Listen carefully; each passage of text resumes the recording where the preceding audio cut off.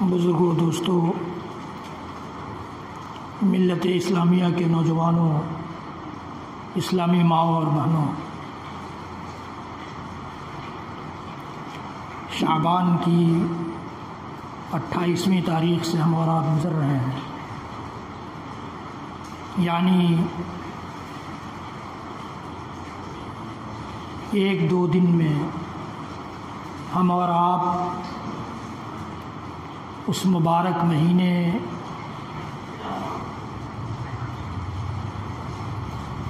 میں داخل ہونے جا رہے ہیں،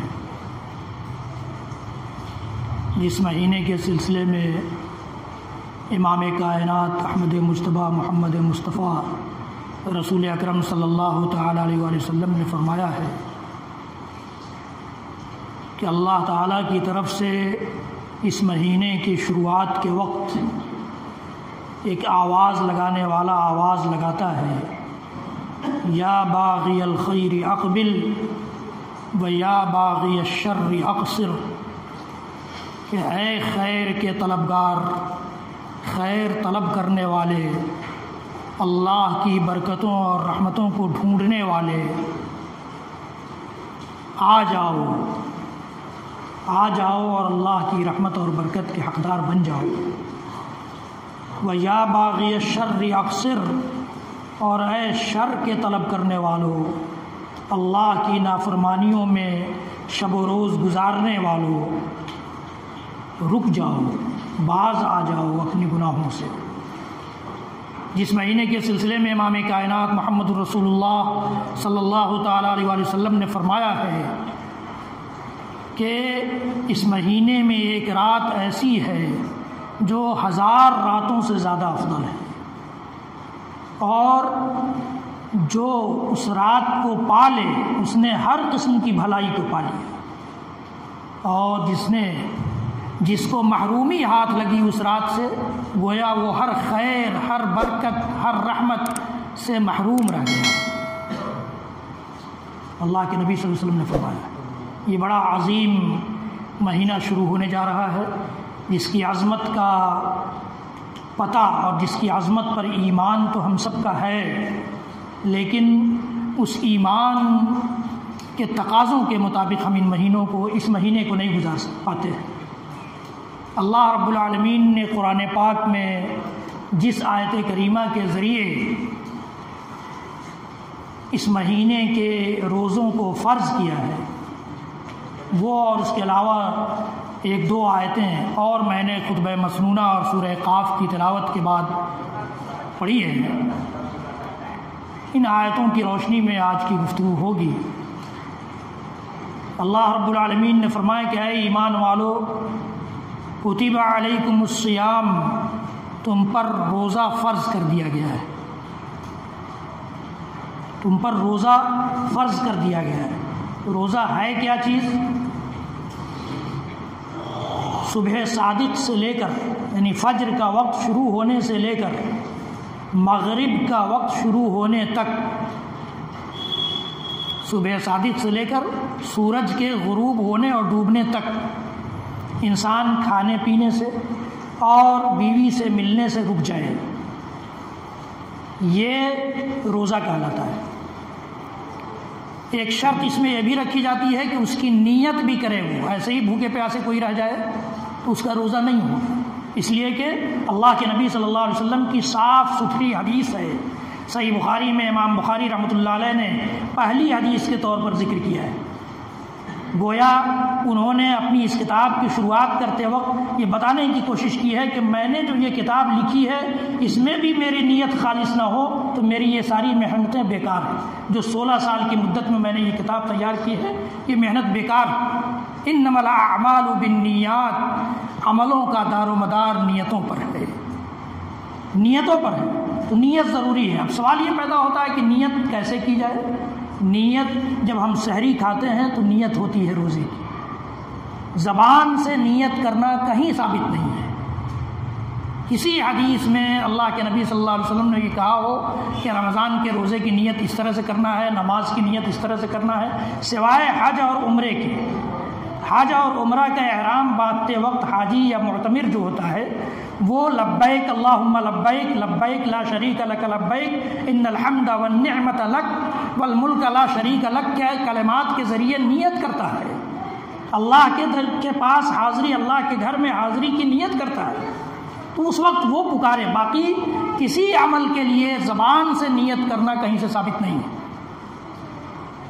ہم مسجد چلے ہیں گھر سے تو ظاہر ہے نماز کے لیے آئے ہیں، ظہر کے وقت آ رہے ہیں تو ظہر کی نماز پڑھیں گے، ظہر کی نماز 4 رکعت ہے تو 4 ہی رکعت پڑھیں گے۔ مسجد آ رہا ہے اس کا مطلب ہے کہ کسی امام کے پیچھے جماعت سے پڑھیں گے، تو یہ اللہ کو بتانے کی ضرورت نہیں ہے، اللہ ہماری نیتوں سے واقف ہے۔ نیت ہونا چاہیے کہ ہمیں کل کا روزہ رکھنا ہے، یہ روزہ کہلاتا ہے۔ تو اللہ تعالیٰ نے فرمایا کہ یہ روزہ تم پر فرض کر دیا گیا، اور یہ روزہ فرض کر کے میں نے تم پر ظلم نہیں کیا ہے۔ کما کتب علی الذین من قبلکم، یہ تاریخ رہی ہے رب العالمین کی، رب العالمین کا طریقہ اور رب العالمین کی سنت رہی ہے کہ ہم سے پہلے بھی جو قومیں اور جو امتیں گزری ہیں ان پر بھی روزہ فرض کیا گیا تھا، چاہے اس کی شکل جو رہی ہو، جس شکل میں رہی ہو، 1 مہینے کا روزہ ہو یا 1 دن کا روزہ ہو، 2-4 دن کا روزہ ہو، لیکن روزہ ان پر بھی فرض کیا تھا رب العالمین نے۔ کس لیے؟ مقصد کیا تھا؟ ان پر روزہ فرض کیا گیا تھا، اس کا بھی مقصد یہی تھا، اور ہم پر روزہ فرض کیا گیا، اس کا بھی مقصد یہی ہے کہ لعلکم تتقون، تاکہ تمہارے اندر تقویٰ آ جائے، تاکہ تمہارے اندر تقویٰ آ جائے۔ تقویٰ کے سلسلے میں امیر المومنین عمر بن الخطاب رضی اللہ تعالیٰ عنہ نے قاری مدینہ اور قاری رسول ابی بن کعب رضی اللہ تعالیٰ عنہ، ابی بن کعب رضی اللہ تعالیٰ عنہ کو میں قاری رسول اس لیے کہہ رہا ہوں، قاری رسول اس لیے کہہ رہا ہوں کہ اللہ کے نبی صلی اللہ علیہ وسلم نے ایک مرتبہ ابی بن کعب سے کہا کہ تم مجھے لم یکن الذین کفروا پڑھ کر سناؤ، یہ سورت پڑھ کر سناؤ۔ تو ابی بن کعب رضی اللہ تعالیٰ عنہ نے کہا کہ اللہ کے رسول آپ پر یہ آیتیں، یہ صورتیں نازل ہوتی ہیں، میں کون ہوتا ہوں آپ کو پڑھ کر سنانے والا؟ تو اللہ کے رسول صلی اللہ علیہ وسلم نے جواب دیا کہ ابی مجھے اللہ تعالیٰ نے یہ حکم دیا ہے۔ ابی بن کعب نے پوچھا کہ اللہ کے رسول کیا اللہ تعالیٰ نے میرا نام لیا؟ تو اللہ کے نبی صلی اللہ علیہ وسلم نے فرمایا کہ ہاں ابی بن کعب تمہارا نام اللہ تعالیٰ نے لیا، اس لیے قاری رسول کہہ رہا ہوں۔ قاری رسول ابی بن کعب سے پوچھا امیر المومنین عمر بن الخطاب رضی اللہ تعالیٰ عنہ نے کہ تقویٰ کا کیا مطلب ہے، تم بتاؤ۔ اس لیے کہ اس وقت قاری کا مطلب حفظ خانہ میں پڑھانے والا استاذ نہیں ہوتا تھا جیسے ہمارے یہاں ہے کہ ہر حفظ کرانے والا استاذ جو ہے وہ قاری ہے۔ اس وقت قاری کا مطلب قرآن کا عالم، قرآن کی سمجھ بوجھ رکھنے والا۔ آج تو بہت سارے حفظ کے اساتذہ ایسے ہیں جن سے آپ پوچھ لیجیے حکایت کا صحیح ترجمہ نہیں کر سکتے، لیکن اس وقت باضابطہ شیخ الاسلام ابن تیمیہ رحمۃ اللہ علیہ نے اپنی کتاب مقدمہ فی اصول التفسیر میں لکھا ہے کہ صحابہ کا عالم یہ تھا کہ جب 10 آیتیں اللہ کے رسول صلی اللہ علیہ وسلم سے سیکھتے تو صرف ان کو یاد نہیں کرتے، ان کی پوری تعلیمات سے واقفیت حاصل کرتے نبی صلی اللہ علیہ وسلم سے، ان کی شرحوں اور ان کی تفسیروں کو جانتے، اس کے بعد پھر دوسری 10 آیتیں سیکھتے تھے۔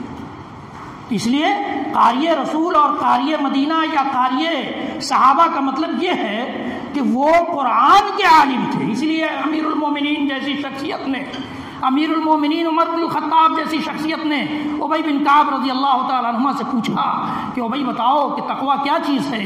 تو ابی بن کعب رضی اللہ تعالیٰ عنہ نے کہا کہ امیر المومنین آپ کا گزر کبھی کسی جھاڑی دار اور کانٹے دار راستے سے ہوا ہے؟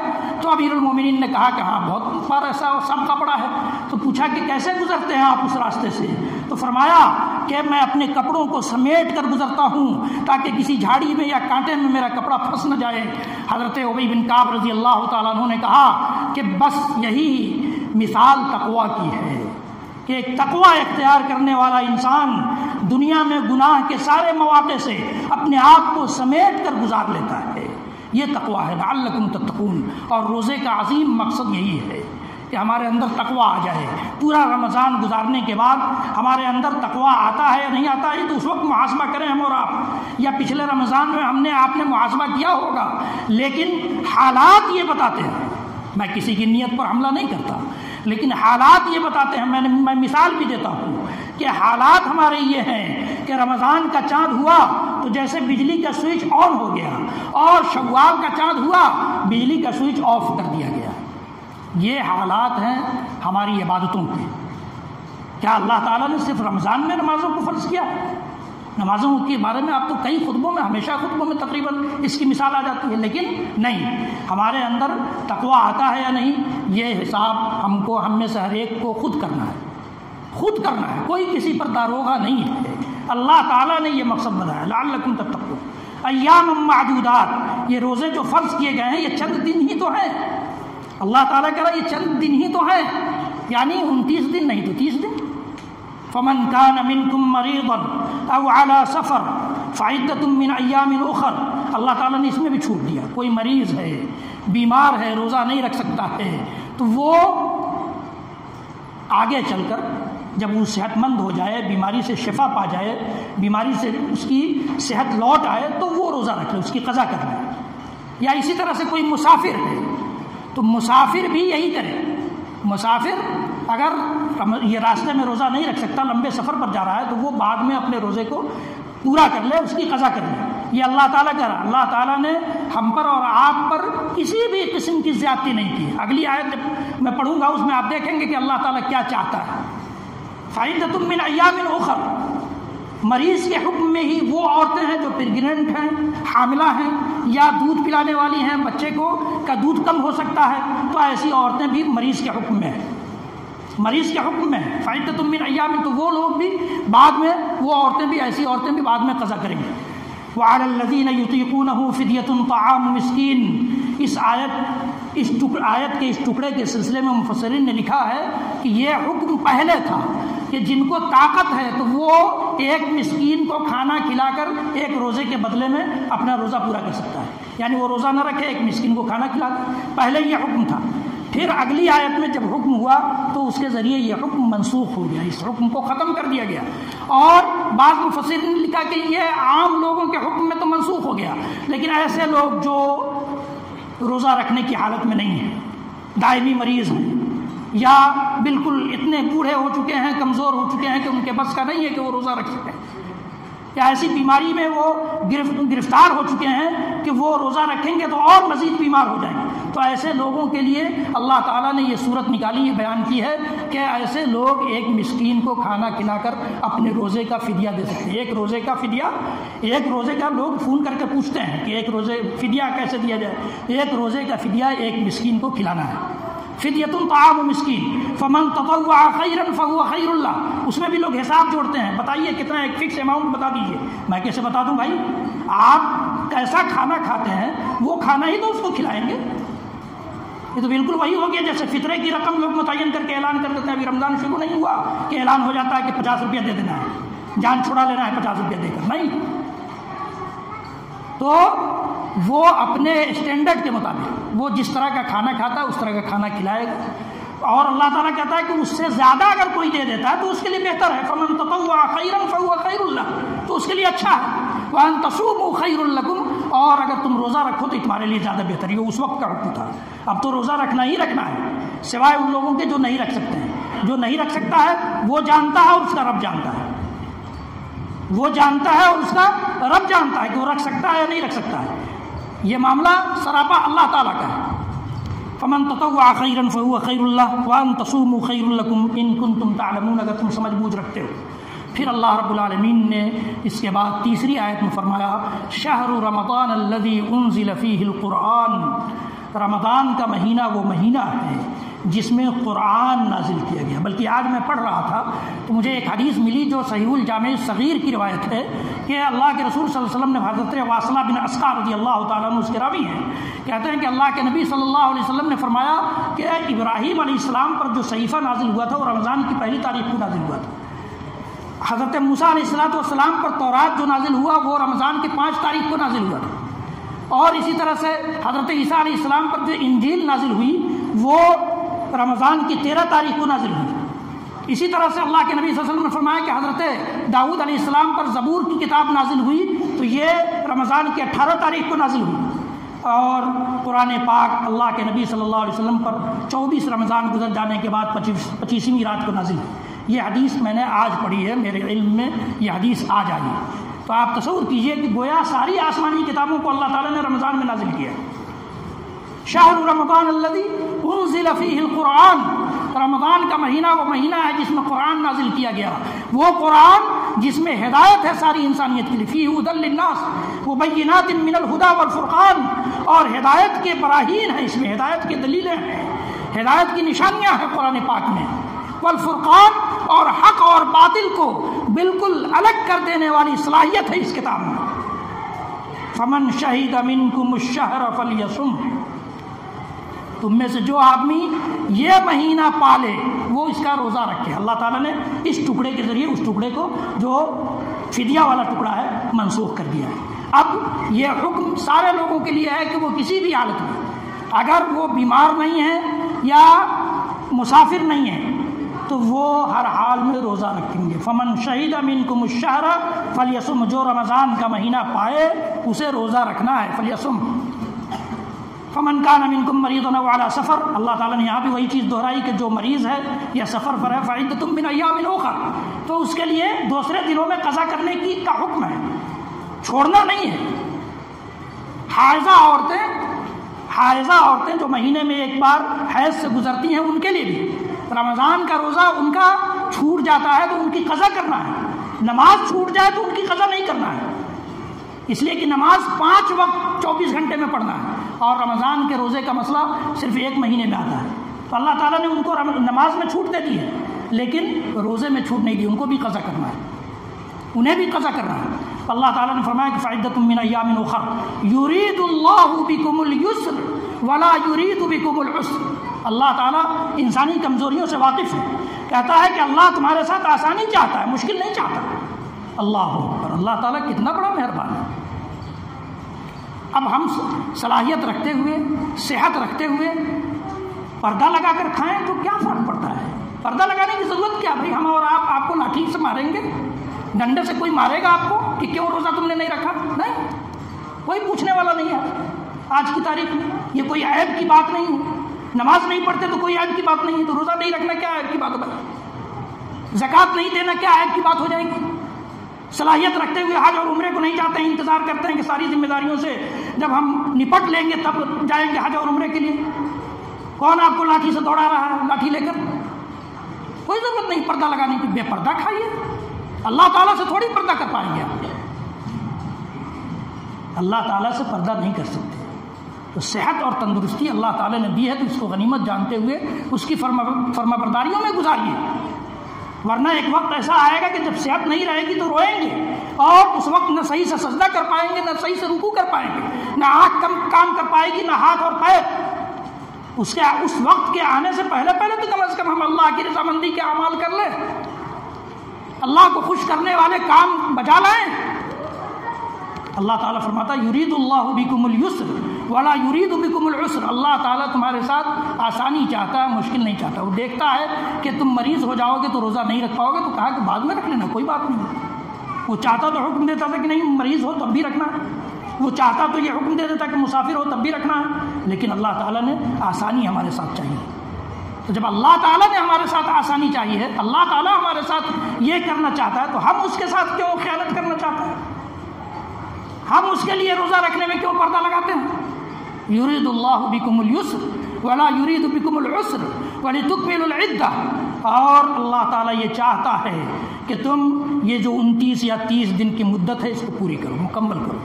وَلِتُكَبِّرُوا اللَّهَ عَلَى مَا هَدَاكُمْ، اور اللہ تعالیٰ نے جو تمہیں ہدایت دی، تمہاری رہنمائی کی رمضان کے مہینے میں، اس میں تم اللہ کی بڑائی اور کبریائی بیان کرو، لعلکم تشکرون، تاکہ تم شکر گزار بن سکو، تاکہ تمہارے اندر شکریہ کا جذبہ پیدا ہو سکے، شکر گزاری کے جذبات زندہ ہو سکیں۔ یہ اللہ تعالیٰ کہتا ہے وَإِذَا سَأَلَكَ عِبَادِي عَنِّي فَإِنِّي قَرِيبٌ۔ دیکھیے رمضان کے روزوں کے تذکرے کے بعد اللہ تعالیٰ نے جسٹ دعا کی بات کی، یعنی رمضان میں دعاؤں کی قبولیت کے بڑے مواقع ہیں، بہت زیادہ موقع ہے۔ افطار کے وقت دعا اللہ تعالیٰ قبول کرتا ہے، اور رمضان کی راتوں میں، خاص طور سے قدر کی راتوں میں یا طاق راتوں میں اللہ تعالیٰ ہماری دعاؤں کو سننے کے لیے تیار ہے۔ یوں تو میں نے آپ کو حدیث سنائی ہے کہ اللہ تعالیٰ ہر رات کے آخری پہر میں اس آسمان پر آ کر آواز لگاتا ہے، لیکن رمضان کا کچھ الگ رمضان کا کچھ الگ موقع ہے. اللہ تعالیٰ نے اسی وجہ سے رمضان کے روزے کی فرضیت کی آیت کے بعد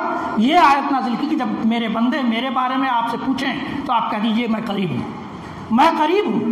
مجھے پکارنے کے لیے کسی وسیلے کی ضرورت نہیں ہے، مجھے پکارنے کے لیے کسی پیر فقیر کی ضرورت نہیں ہے، مجھے پکارنے کے لیے کسی امام مولوی علامہ کی ضرورت نہیں ہے. جو بندہ جس زبان میں جس وقت، جو بندہ جس زبان میں، یہ نہیں کہ ہم بھوجپوری جانتے ہیں تو دعا کیسے کریں، نہیں، بھوجپوری بھی کر سکتے. اللہ تعالیٰ ساری زبانوں کو پیدا کرنے والا ہے اور ساری زبانوں کو سمجھتا ہے.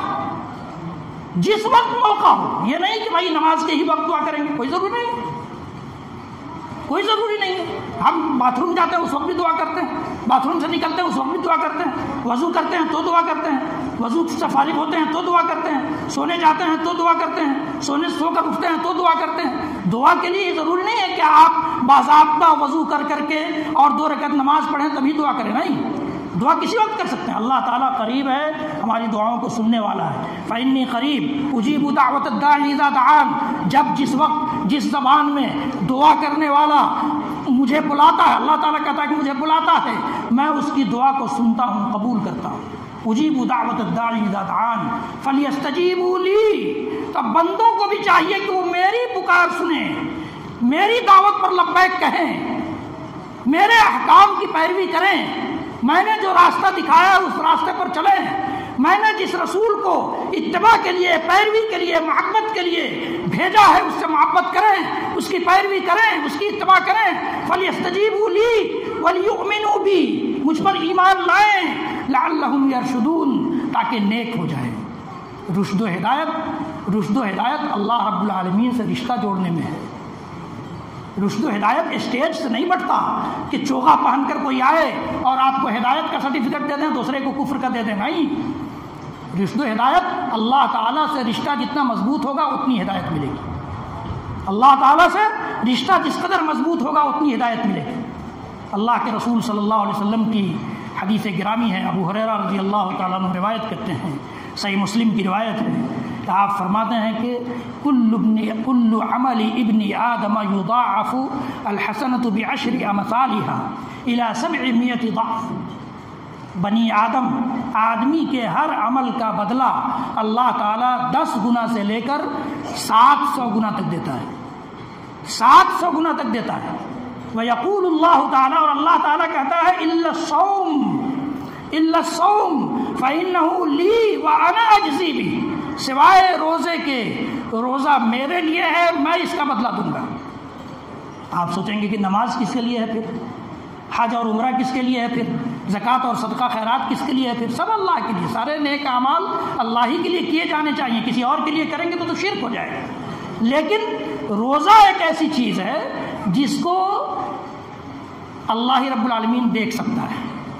میں روزے سے ہوں اس وقت یا نہیں ہوں آپ کو پتہ نہیں ہے. آپ میں سے کون روزے سے ہے کون نہیں ہے مجھے پتہ نہیں ہے.